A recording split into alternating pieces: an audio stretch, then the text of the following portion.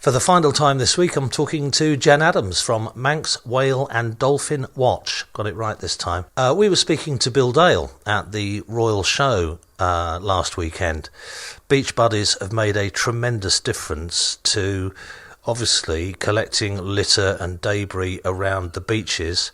That must be something that you're really interested in, possibly even stronger than that, because stuff floating around in the oceans is no good for the habitat for the animals that you look after, or you try and look after. Absolutely. Litter is something that really just appalls me. And even though as a community, I think the Manx are really exceptional about cleaning up after themselves and cleaning up the beaches and things like that. But do you know, Bill was saying exactly that on Saturday. He said when he started it 20 odd years ago, it was frowned upon to pick up litter. Now it seems that everybody wants to pick up litter, and that's a fantastic thing for the community, and it's got to be good from your point of view. Absolutely. We actually have litter pickers that people can come into the Manx, Whale and Dolphin Watch Centre. You've got 3 in a bucket here just by the door. So you can come in and you can just borrow them for however long you want, and you can go around Peel and pick up the litter. There's certain local Peel kids that come in really quite often just to borrow the litter pickers in a little bag and to go around. And I always say to them, look, don't go to the beach, because everybody knows that you have to clear the beach and things, but look around the streets. And they even just poodle off down the high street and go down some of the little alleys and things, and they come back with a small sack of things like crisp wrappers and chocolate wrappers and just little things that a lot of people kind of overlook, but those are important as well. Well, it's about educating, again, what we were saying the other day, our younger generation to look after the environment and the planet we live in, because if we don't, we're going to find sooner or later that we're going to destroy ourselves. Where do you see Manx, Whale and Dolphin Watch in the future? That's a tricky question for you. Well, it is a tricky question, yeah. I like to think that everybody will know who we are and what we do, and also the importance of our work and the importance of looking after our marine habitat and the whales and dolphins, and just to get a sort of wider network of people reporting the sightings and looking after them. And also, here in the shop, in the window, you've got a television screen.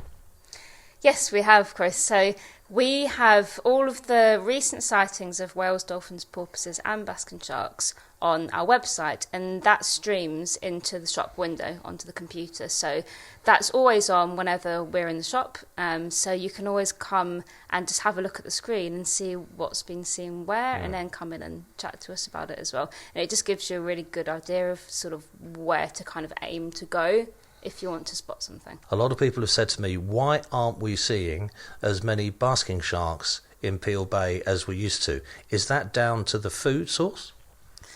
Well, so there's a few different theories, Chris, but it could even just be natural sort of swings and troughs, and they're plankton feeders, so we're not getting the same plankton blooms as to what we used to get, but there were quite a lot of sharks off the west of Ireland last year, so the plankton has sort of shifted. They're getting a lot more off the west of Ireland and in different places as well, but sort of less of it here, or perhaps it's just further out and further offshore and people aren't picking them up. I know it's completely different. I mean, I've only been here 10 years, so I've never actually seen a good basking shark year, but I've heard all of the stories. Well, I've seen one for certain inside the breakwater, that close on the bit, and it's just amazing. But I mean, that's a very rare occurrence. I've only seen that happen once. If people want to know more, I know we mentioned the website earlier on, what's the best way that people can get involved in? If they want to volunteer for you, how do they get to talk to you? Just come and have a chat to us, chat to me, come into the shop and get in touch, or send us an email or a Facebook message and just kind of tell us what way you want to get involved. Maybe we could train you up to do some land-based observation, or just teach you a bit more about species recognition and ID. Yeah.